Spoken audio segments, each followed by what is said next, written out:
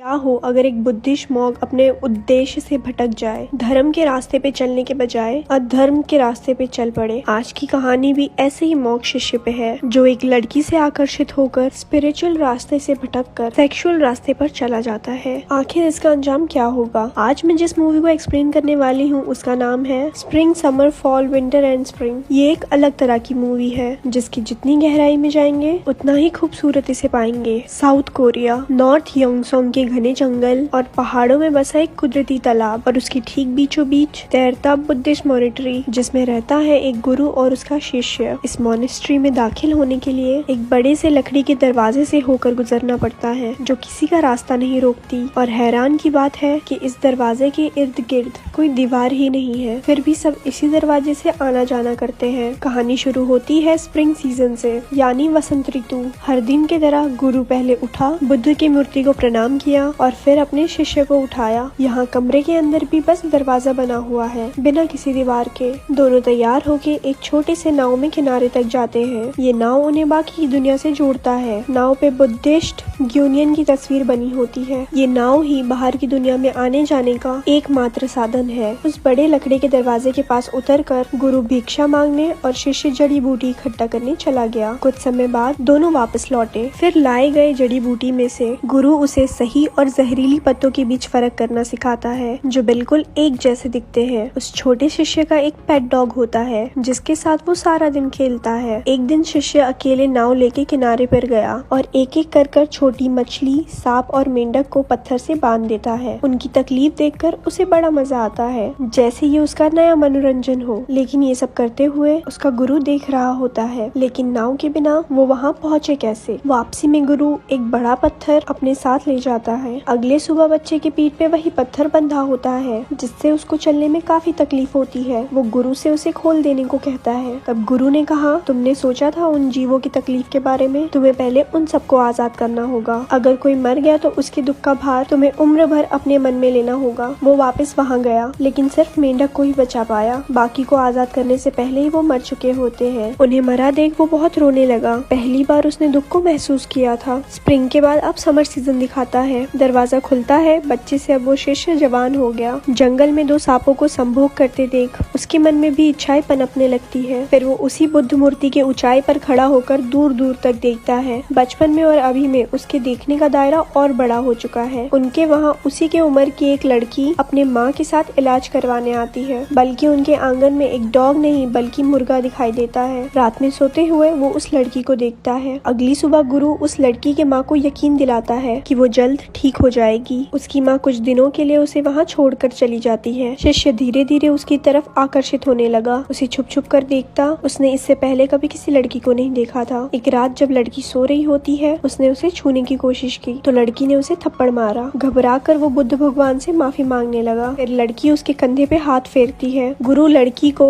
जंगल से लाए जड़ी बूटियों का रस निकाल के पीने को देता है। थोड़े दिनों में असर होने लगा और लड़की ठीक होने लगी। धीरे धीरे खुलने और हंसने बोलने लगी। दोनों साथ जंगल घूमने निकलते। शिष्य उसे पीछे से निहारता रहता, उसके पास जाने की कोशिश करता। रात भर नहीं सोकर बल्कि उस लड़की की तरफ ताका झाकी करता। दोनों बहुत ही घुल मिल गए। एक दिन तेज बारिश हो रही थी। शिष्य से रहा नहीं गया और दोनों फिजिकल होने लगे। गुरु के आंखों में धूल झोंक के दोनों एक साथ सोते। एक रात चुपके से दोनों नाव पर निकल गए और नाव पे ही फिजिकल हो गए। अगली सुबह गुरु नाव में दोनों को बिना कपड़ों के एक साथ सोते हुए देख लेते हैं। गुरु कुछ रिएक्शन नहीं देता, लेकिन उन्हें पता है किसी को पाने की इच्छा से लोग उस इंसान पे अपना अधिकार चाहते हैं जो आगे जाकर दुख का कारण बनती है। उसके बाद गुरु नाव में पानी निकलने वाली जगह को खोल देता है। धीरे धीरे नाव में पानी भरने लगा। दोनों जाग गए। शिष्य गुरु से माफी मांगने लगा, जिसपे गुरु ने कहा दोनों की गलती नहीं पर दोनों को यहीं रुकना होगा। कुछ समय बाद गुरु ने लड़की से पूछा, क्या अब वो बिल्कुल ठीक हो चुकी है? वो हाँ कहती है। फिर वो उसे यहाँ से जाने को कहता है पर शिष्य आपे से बाहर हो गया और उसे जाने से रोकने लगा। गुरु तुरंत नाव से उस लड़की को उस पार छोड़ आता है। ये शक्ति भले ही शिष्य को अभी गलत लग रही हो पर उसे सही रास्ते पे लाने का एक यही सही रास्ता था। पूरी रात शिष्य सो नहीं पाया। भोर होते ही उसने बुद्ध की मूर्ति को झोले में भरा और वहाँ से चला गया। गुरु जगे रहने पर भी उसे नहीं रोकते क्योंकि हर इंसान अपना रास्ता खुद चुनता है। अब पतझड़ यानी ऑटम सीजन में बड़े दरवाजे को खुलता हुआ दिखाता है। गुरु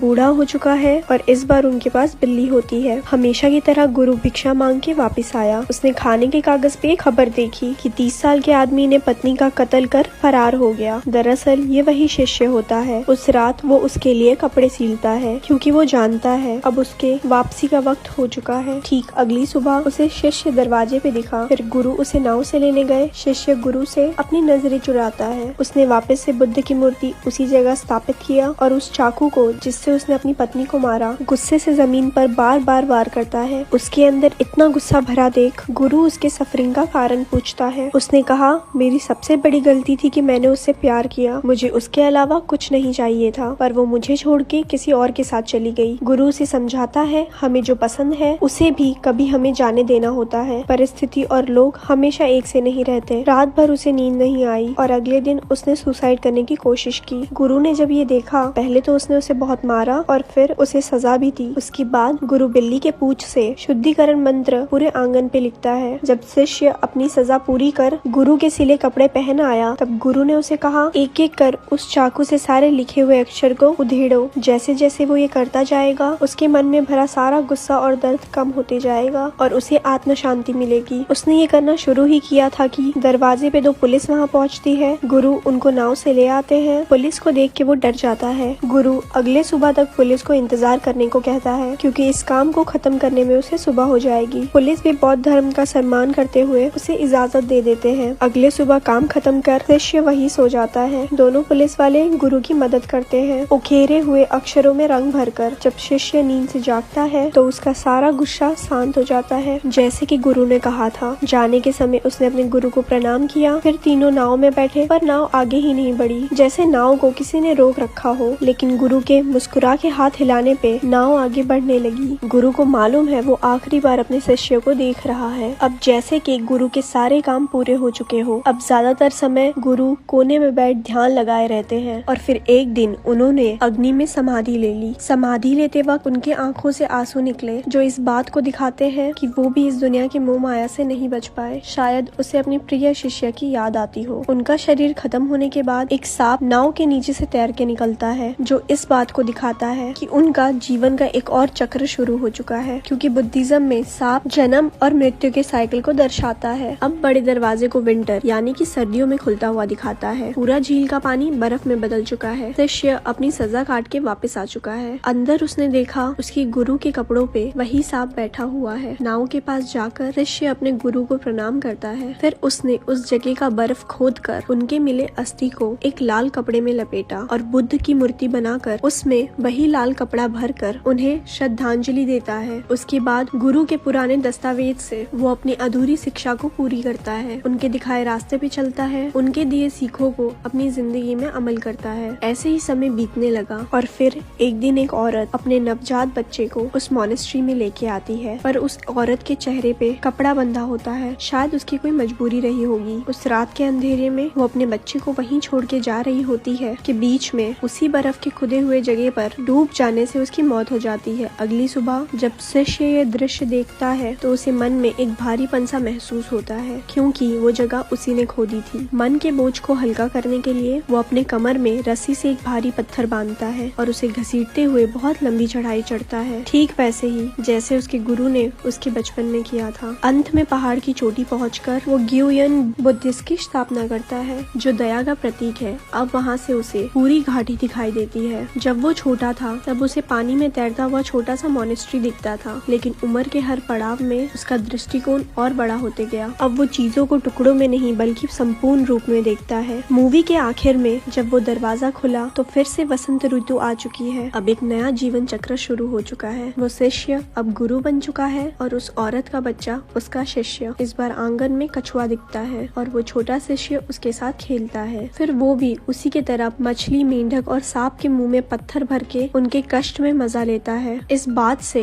हमें यही समझाया गया है कि मनुष्य का रास्ता निश्चिंत है। वो हर बार वही भूल दोहराता है, दूसरों को कष्ट देता है, मोह माया के जाल में फंसता चला जाता है, जिससे उसको तकलीफ पहुंचती है। यही कभी न खत्म होने वाला जीवन चक्र है। दोस्तों, बिना दीवार का दरवाजा ये दर्शाता है हमारे पूर्वजों ने जो सिखाया है उसका सम्मान और पालन करना चाहिए। इस पूरे मूवी में कुछ जीवों को दिखाया गया है जिनका बुद्धिज्म में अपना एक अलग महत्व है और ये शिष्य के हर एक लाइफ फेज को समझाता है। पहला मछली, जो फ्रीडम का प्रतीक है, यानी पहले वो शिष्य शिष्य जब छोटा बच्चा था तो आजाद था, फिर थोड़ा बड़ा हुआ तो डॉग को दिखाया गया जो आज्ञाकारी होता है। जैसे शिष्य गुरु के प्रति था, जब वो जवान हुआ तो मुर्गी को दिखाया गया जो मनुष्य के इच्छाओं को दिखाता है। जैसे शिष्य अपने इच्छाओं में बह गया था, फिर आई बिल्ली जो शांत रहकर एक टक किसी चीज में ध्यान लगाती है। जैसे शिष्य को अभी आत्म शांति की जरूरत थी, और अंत में कछुआ जो धैर्य, सहनशीलता और लंबे आयु का प्रतीक है, जो शिष्य के जीवन के आखिरी पड़ाव को दिखाता है। और अंत में वो मोनेस्ट्री एक बॉडी है, झील का पानी एक स्पिरिचुअल माइंड है, और वो नाव एक मीडियम है जो हमें बाहर की दुनिया से रूबरू कराते हैं। और उस दरवाजे से भावनाएं, दुख, सुख, ईर्ष्या, मोह, माया अंदर दाखिल होती है, लेकिन हम कितना उससे प्रभावित होते हैं, खुद को कितने सही रास्ते पे रख सकते हैं, यही हमारा सफर है। दोस्तों, ये मूवी यहीं खत्म होती है।